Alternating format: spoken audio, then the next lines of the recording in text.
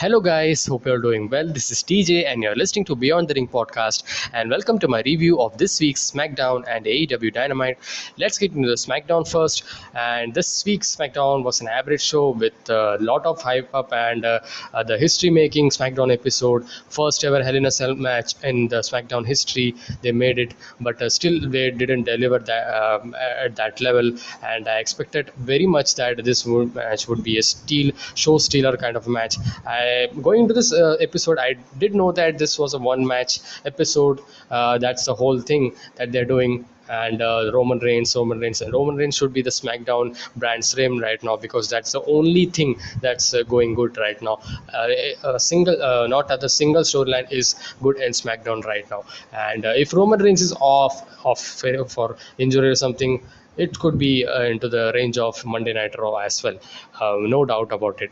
If you omit Roman Reigns, that's a fact actually that's going on right now. So people say that it's a 2016 kind of feeling right now, because SmackDown is going better. I mean, SmackDown is getting better because it opens with Roman Reigns and finishes with Roman Reigns. So that's why. And Roman Reigns actually also had demanded that he wants to do it like in this pattern, or either he want to open up or close the show with his storyline. So that's why we feel that show is good, because we had a good feeling into the entire show that Roman Reigns storyline would be something kind of brewing up, and then the end we will see Roman Reigns storyline, and then we think about another next week episode, that what would happen and all. That's why SmackDown is getting interesting rather than comparing with Monday Night Raw.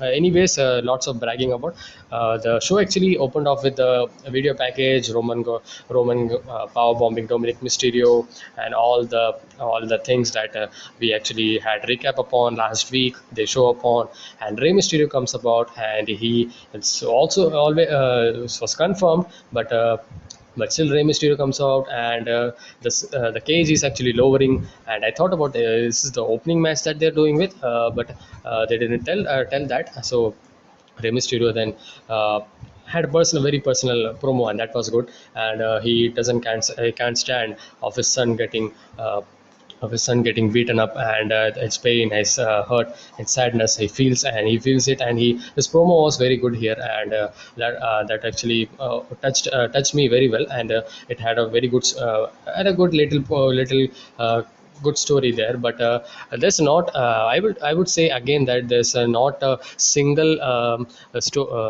kind of reason that Rey Mysterio is challenging for universal title, because this is for not the title or something, because they didn't actually did it for the title or something. This was all due to the Usos getting the loss. That's why Roman Reigns actually had them. So just to have that reason, they actually also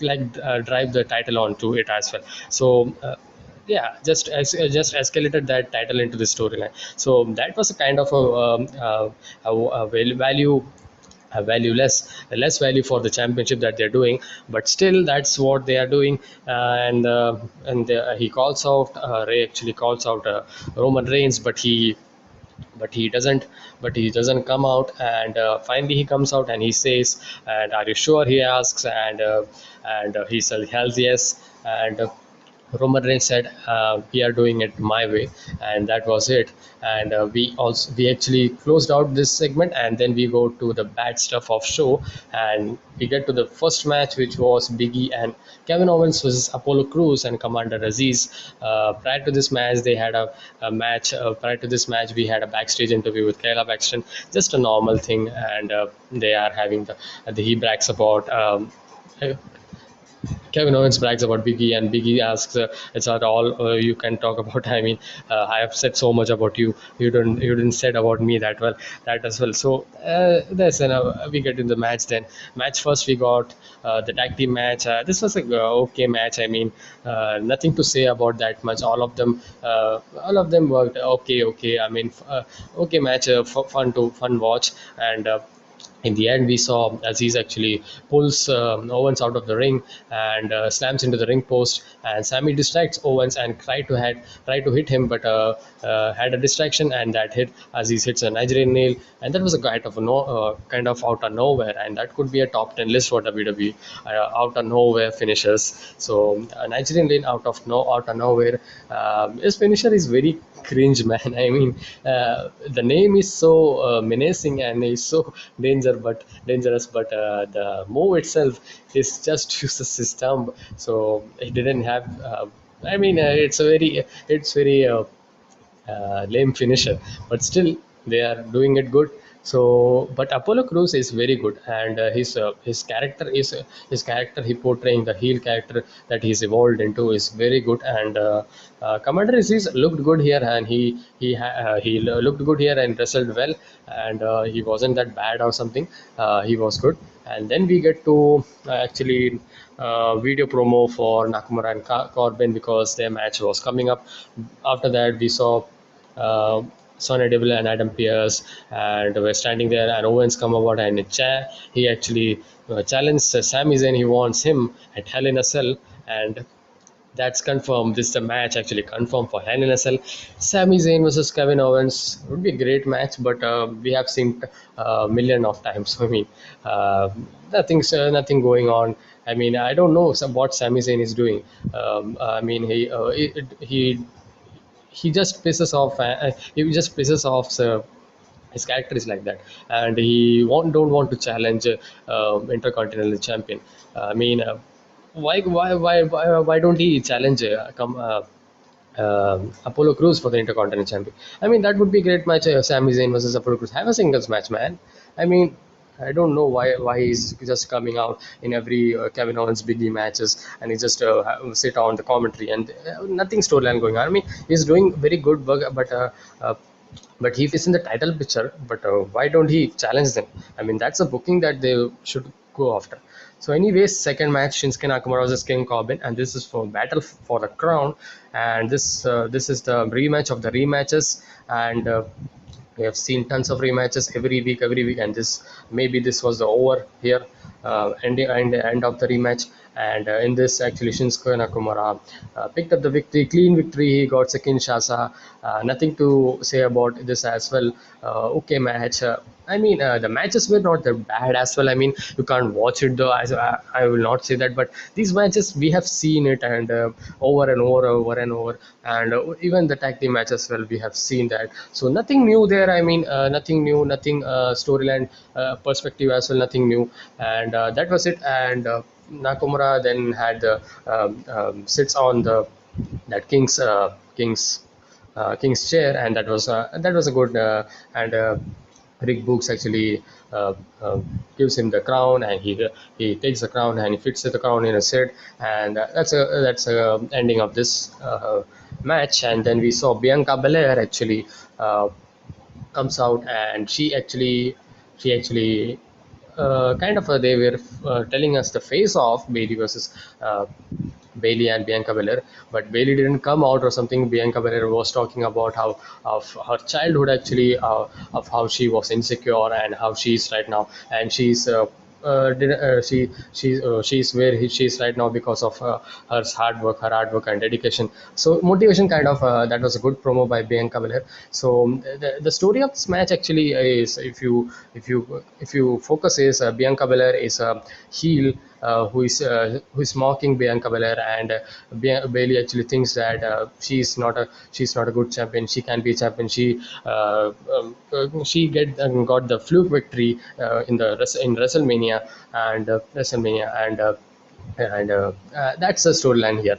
And she's mocking her, and she's trying to getting into Bianca Belair's head because she's new, and she's just came about into the women's title picture. But Bailey's done it all, and she's all the pressure she already had established way before Bianca Belair had. So that's the storyline that says, I mean, good storyline, but there was not any point to have this match making a Hell in a Cell, because Bianca Belair challenges Bailey for a Hell in a Cell match, and this is made official.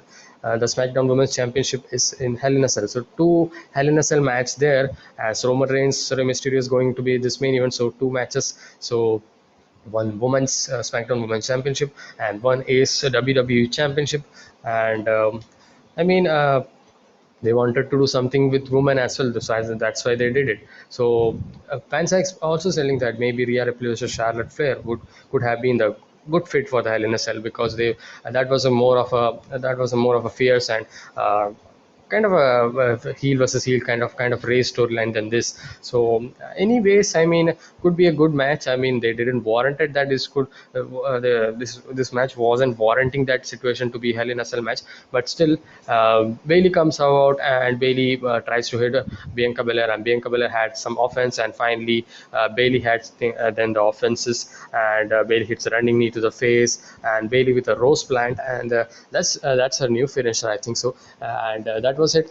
Belair's promo was okay, uh, okay promo, and then we get to the next segment, which was a recap of the stuff between the Usos and Roman Reigns last week. And then we saw back in the locker room, Roman is preparing for his match, and Jimmy walks up, and Jimmy actually thought about that.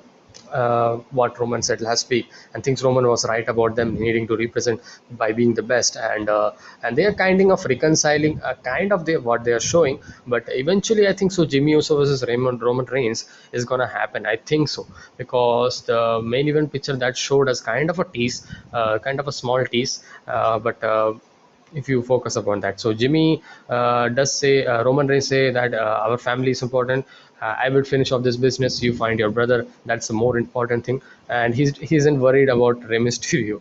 And back to the ring, here comes the Alpha Academy then. And Otis, beardless Otis, he looks like I have said somewhere in the comment section that I actually said that someone asked what's the view on Otis look, and I mean, I commented actually like he looks like a that Abyss character in TNA, and when he came about in SmackDown with AJ Styles, he was full shaved. So that character, so that actually looked like him. What's his name? I don't remember. Let me 1 second.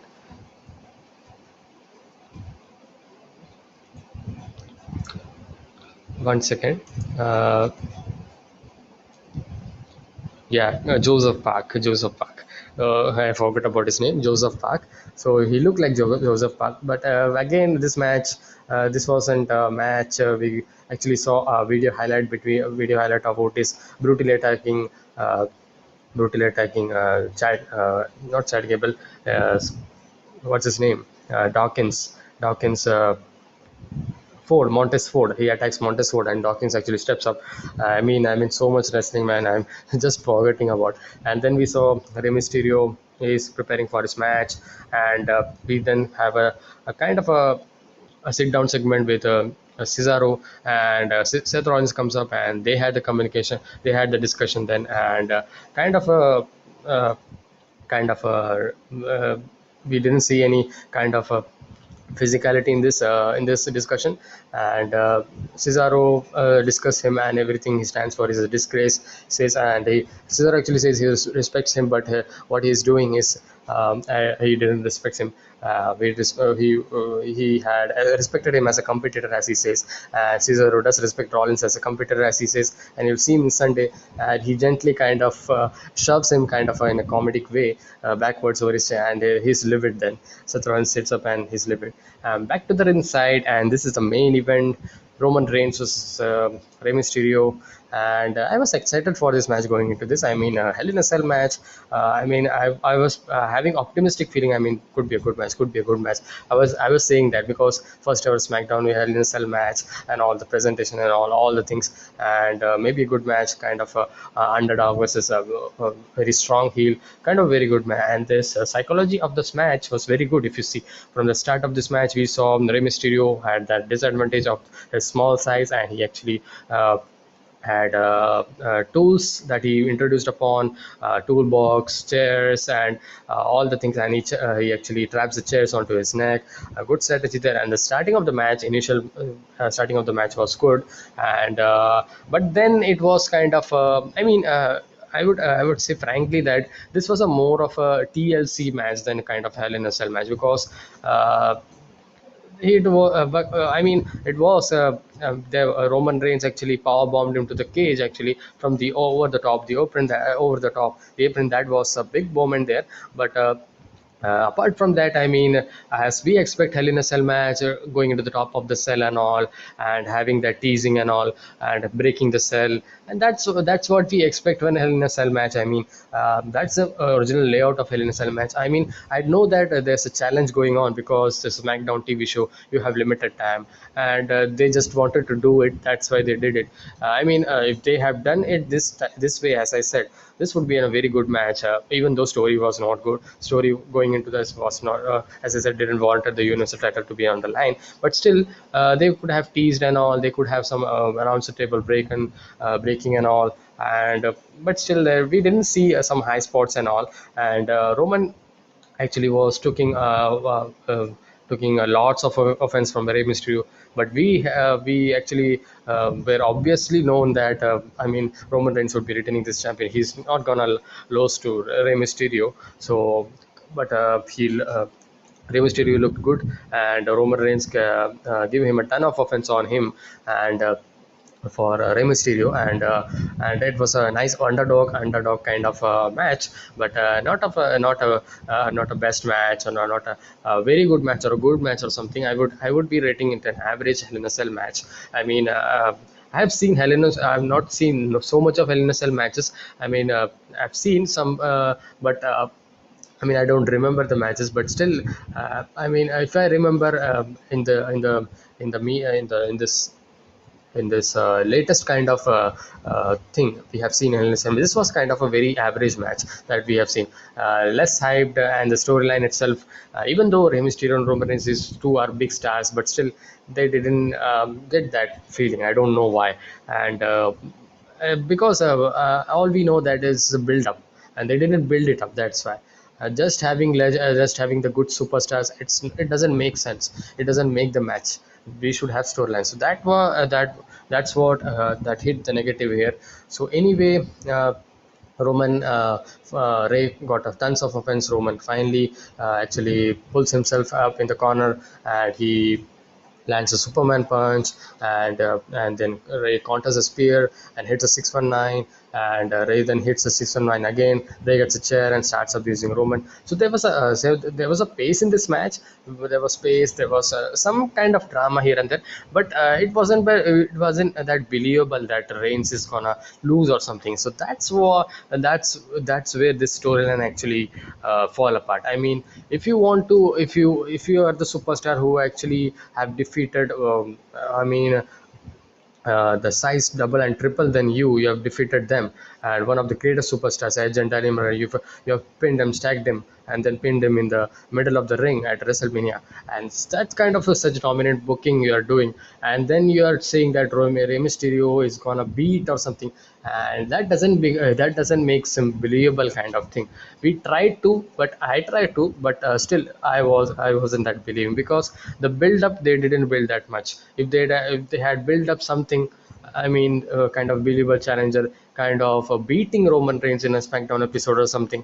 I mean, that would have been something that maybe he can beat up, or maybe Roman Reigns having a disadvantage going to his match because of its rib injury or something that Dominic Mysterio would have made. I mean, I'm just playing out the angles, and that would have been a kind of, if you want to believe that Rey Mysterio or the this kind of superstar, even though he's a legend, but to believable. To make him believable, you should have something going on. They didn't have that storyline, so that's why it fall apart. And that's why this match didn't got that interest. Even though the psychology and the drama was good, the match itself was okay, fun to watch. But Hell in a Cell match concept, in a concept base, I mean, this was an average match. They would have also done this singles match as well. I mean, this didn't kind of felt like to do this Hell in a Cell match, because they just do that kind of chair spot and the power bomb. They could have done into the barricade as well, or the announce table as well, and that would have been a distraction as well. So anyways, this was the, or maybe they can have, if a kind of singles match in SmackDown, Roman Reigns as Rey Mysterio.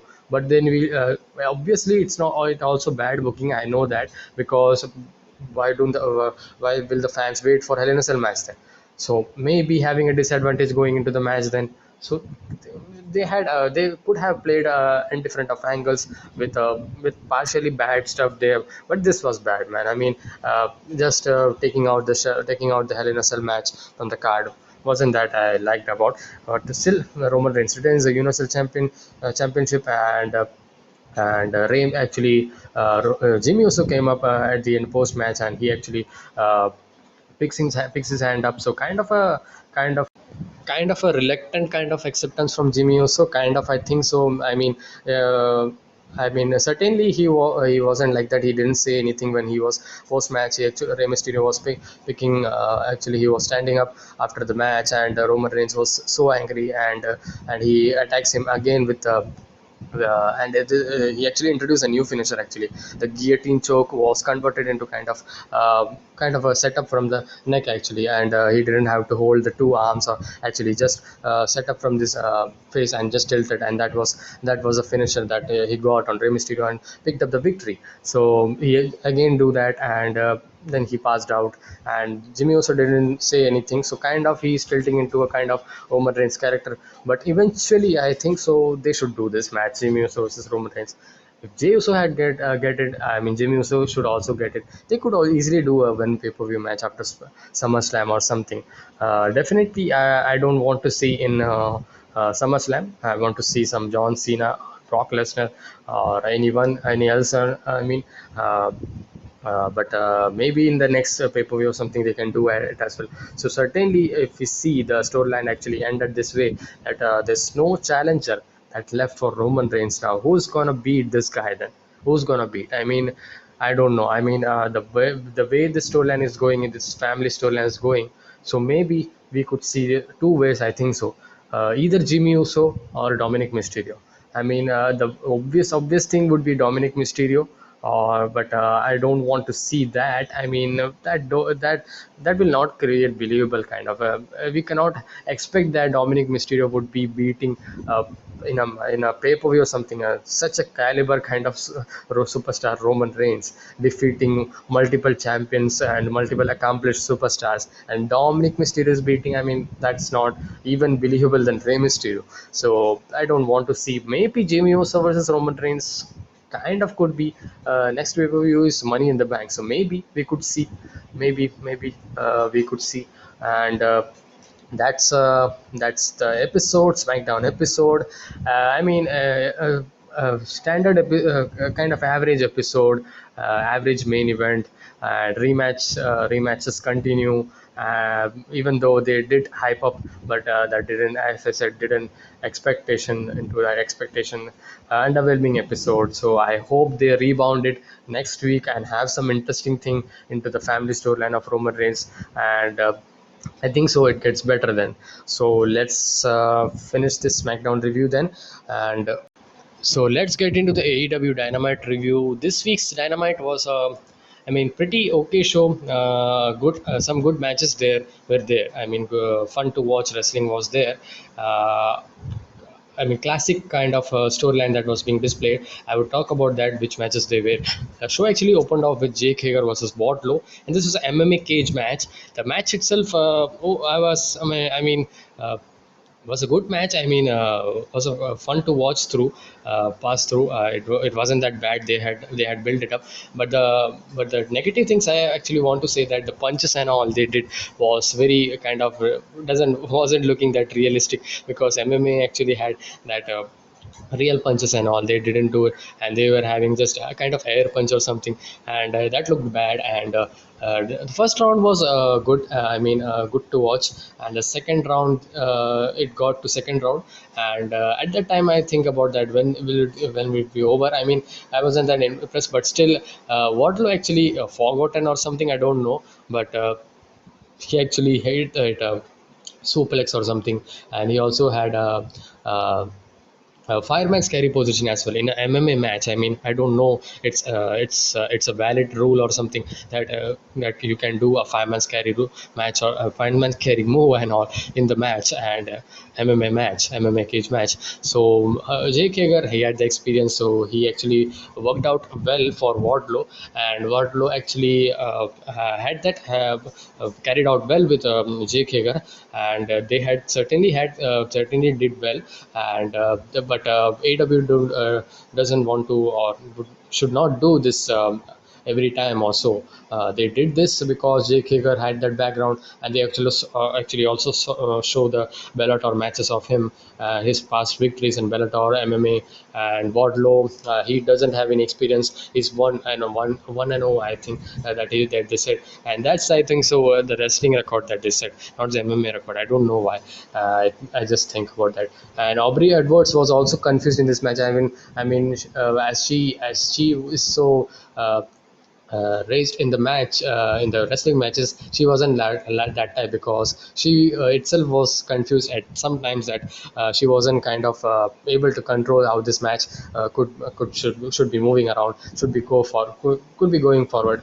But still, I mean, a testing match for AEW that didn't go bad, but still there was negative points in there, as I said, fireman's carry and all. I mean, that we don't see in the MMA cage, and the wrestling maneuvers. Wrestling maneuvers we see, grappling and all we see, but still the suplex attempt and the shoulder tackle and all. I mean. We see the takedown and all, but still kind of not believable match sometimes. As I said, uh, they would have gone with wrestling match this time. I mean, there was a testing, as I said. So still, I mean, I don't have words to say. Not because it was good or something. It wasn't that good. That's why post match was. Better than this because Spears come in to hit Jake Hager, and in the end actually Jake Hager picked up the victory as Wardlow actually passes out at 4 of the second round, and they actually fought 10 minutes total. And post match we saw Spears come up and Jake Hager hits on Jake Hager, and Jericho comes and then beat down, and MJF comes in and attacks Jericho, and with that Fujiwara armbar on Jericho's bad arm.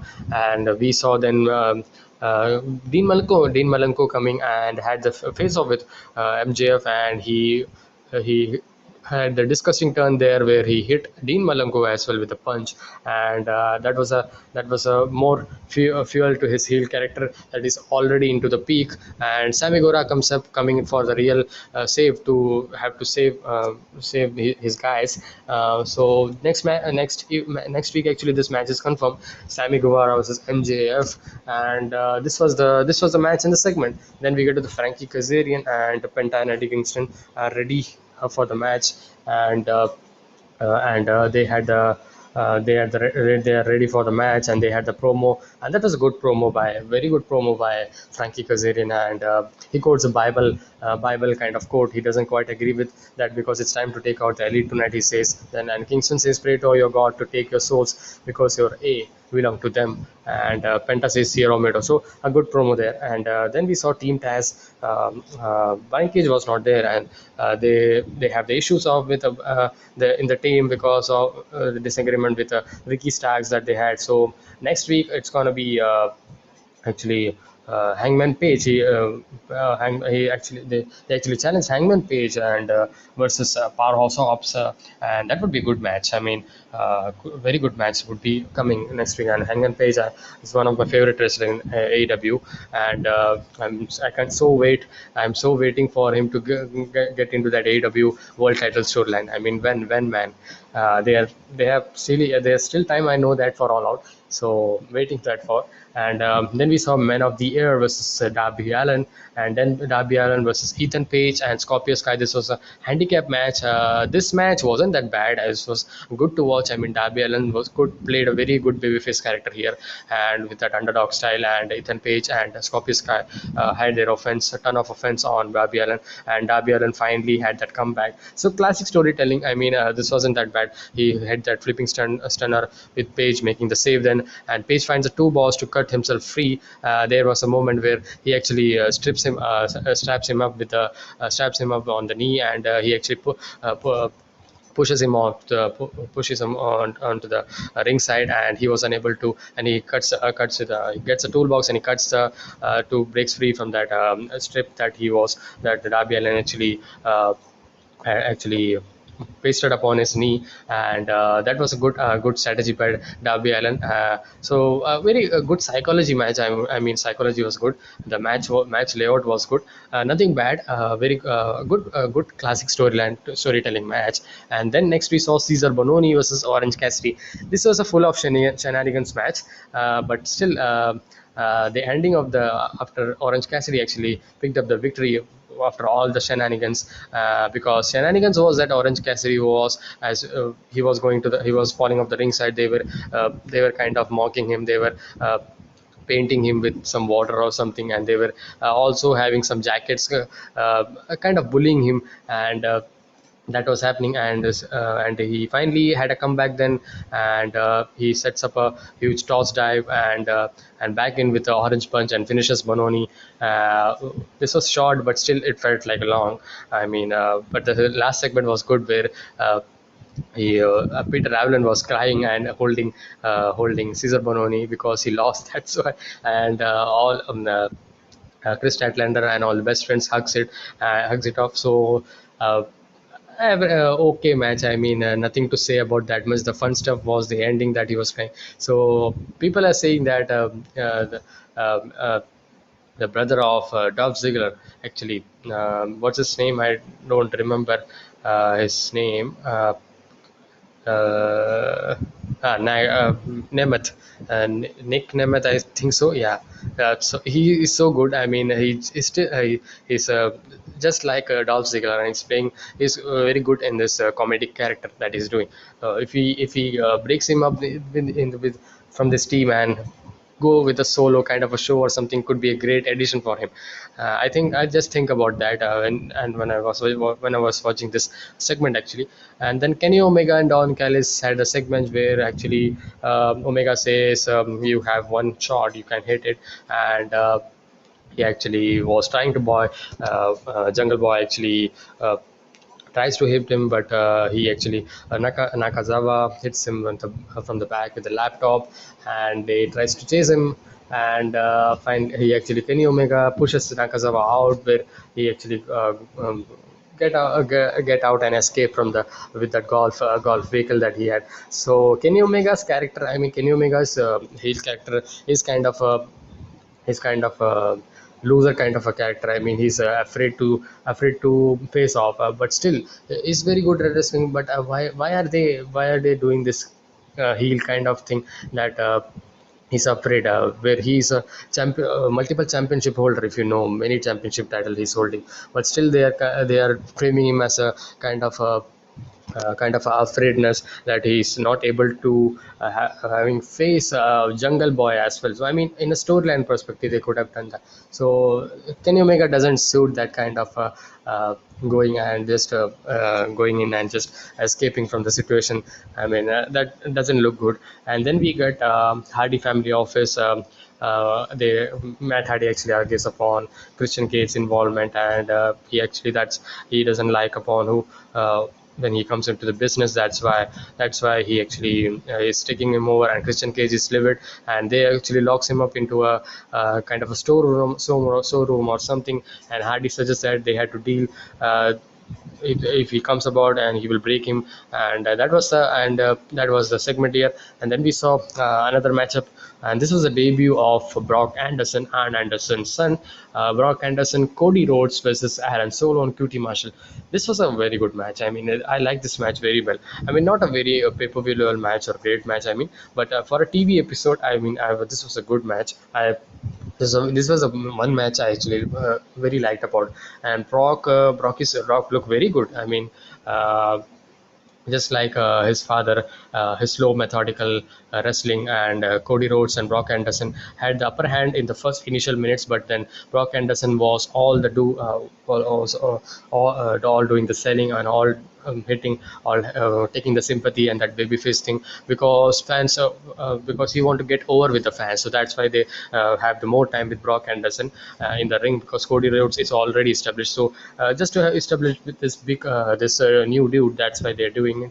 But they did say that this is the first match for Brock Anderson, but he didn't look that. He just looked like very good. I mean, he looked good. I mean, he can have a very good rivalry match with the champions as well. I mean, he looked good as well. I mean, doesn't look like a very green or something. Doesn't know how to and all. And he looked good in the tag team situation with Cody Rhodes. I mean, this would be a very good tag team if you think about babyface tag team. Brock Anderson, Cody Rhodes. If they go for the tag titles and all, could be a good match.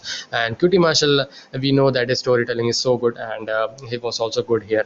And at the point, we saw Marshall actually spine busting and mocking Arn Anderson him because he hit the spine buster on Brock Anderson. That was a good piece of storytelling there. And Brock selling was good, and Cody get finally the tag.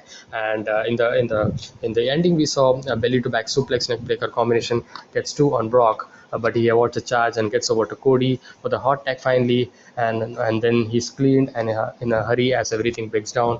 And Cody takes Marshall out to the ramp, and Brock jackknife rolls up, and Brock actually took up the victory. But as Cody was fighting over Aaron Solo onto the ramp, Cody didn't come to the stage to kind of congratulate, kind of have shake hands with Brock Anderson. I don't know why he didn't came out, and they had the camera pan out on him, but he was kind of expecting that he wants to take up the victory, but he didn't. So that's why kind of that I felt so.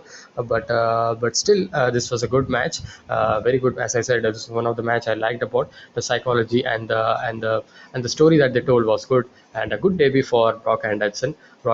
So this was a match, and then we saw Jake Roberts had a small promo talking about Lance Archer. I mean, this guy just have promos which Jake Roberts cuts, and just have one push or something in a year or something in a month or something, and he just backslides into a jobber situation. I just don't have a match, kind of fueling up something they do with just to have squash match or something. I mean, he's just a great talent. They are doing nothing with him, and he's angry actually. He has no patience, as he has no patience, Jake Roberts says. And that was it. And then we saw this was one of the segment that they hyped about. JR actually sat down with an interview, sit down interview with Andrade El Idolo. And if they want to have Andrade El Idolo I mean, this what's my thought is Andrade Idolo. He cut the promo in a kind of he cuts a promo in English, but he wasn't that good, and he actually says that he deserves an opportunity at the top titles around here. And JR brings up then Vicky Guerrero with Andrade, saying they are perfect together, and because they both come from big wrestling families and their history and all. And lastly, he says, all of you wait because I have surprise. So I mean, if they have brought about one of the biggest superstars. I mean, from WWE, Andrade. I mean, you could have seen this guy's matches and all in NXT and in several other promotions as well. But the fire and all the heat, actually they should not contain on this guy, because if they want to fire him up, they should really act really speedily, because he's hot right now. So maybe in the next pay-per-view or something in July or something, get this guy a title shot or something, because I know that they go with the rankings or something, but still have a match or something with the top contender for the top championship, for the TNT championship as well, for the sake. That would be good as well. I mean, just to have some good main storyline kind of stuff. The main storyline that AEW has right now is the Nightmare Family storyline, the Pinnacle Inner Circle storyline. That's the main, and Sting the Albanian storyline that was there, but that have taken a back seat, and nothing so very big storyline that's going on. Can you make a storyline that's going on and that's just developing? But we already know what it is, because next challenge is Jungle Boy that we know about.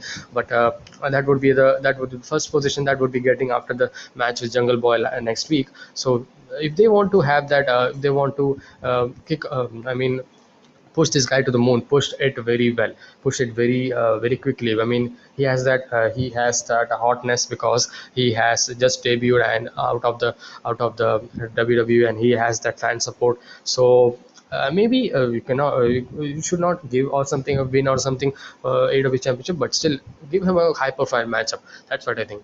And then we saw Dark Order is happy because John Silver's shoulder is healed, and Hangman Page doesn't want to talk about the world title, but he would like to praise Evil Uno for his work last week, his attempt against Miro for the TNT championship. And then we saw a women's match, Julia Hart versus Penelope Ford, and Julia had a promising talent. Indeed, she was good here, and she's a 19-year-old, and she was good here. And Penelope Ford, she had the experience advantage, and she was also good here. And both had the cheerleading background, and both had the both had that acrobatics and aerial maneuvers that they possess, athletic maneuvers they possess. So that was good, and this match was not bad, but not much to see or not much special or something. It was slow, but looked good. I mean, Julie Hart looked good, and Julie Hart, if you don't know, she's with Vasti Blonde, Brian Pillman, and Griff Garrison. And after the match, for some or the other reason, Miro actually comes up. But I mean, not in some or the other reason, because Penelope Ford, Kip Sabine, that's the thing they had Miro, and Miro actually asked where Kip Sabine is, and Miro runs and go after Brian Pillman Jr. They have to be held apart, and he just takes Griff Garrison, and Brian Pillman actually attacks Miro, and I liked it. I mean, Brian Pillman had a very good babyface reaction, just like we had seen Young Bucks versus Vasti Blondes. They had the #1 contendership match before the Double or Nothing pay-per-view. That was good, and they still deserve that title shot. But if they're going with this, I mean, I want to see them as a tag team champion. They would be a very great tag team champions as well, and this would be a very great mix of perfect heel, top heel versus a top baby face, which is Vasti Blonde. They had a ton of that sympathy that they possess if they push Vasti Blondes. That's what I think. And this match is confirmed actually, not for next week, on June 30th actually. June 30th, which is on Wednesday. They go to the normal schedule after 1 week, and next week it's Saturday, special Saturday. I mean, I am fed up with this changed schedule every time they do Friday, and then there's Saturday. I mean, I'm okay with Wednesday. I mean, do it with the normal schedule that they do. So they are coming back with normal schedule. On Wednesday. So that was it. And Brian Pillman versus Miro for the TNT Championship is confirmed for 2 weeks, from 2 weeks from this week. So then we saw Vicky Guerrero interrupt Britt Baker and Reba to say the Nyla Rose want to challenge for the AEW World Women's Championship. So that's there. And then we saw video on FTR versus Santana Ortiz. That was good video package by Santana Ortiz, and they actually a good video package on FTR and FTR versus Santana Ortiz. They are building up this for the tag team championship. Santana Ortiz says they come from different parts of the country, and both actually had lots of hardships and their childhood, and they actually had so much of that they had that they have enabled them to become this superstars that they are now right now in AEW. Kind of a very up and coming kind of, and coming out of the hardships, and coming out of and facing the challenges, and that's what they actually show in this promo.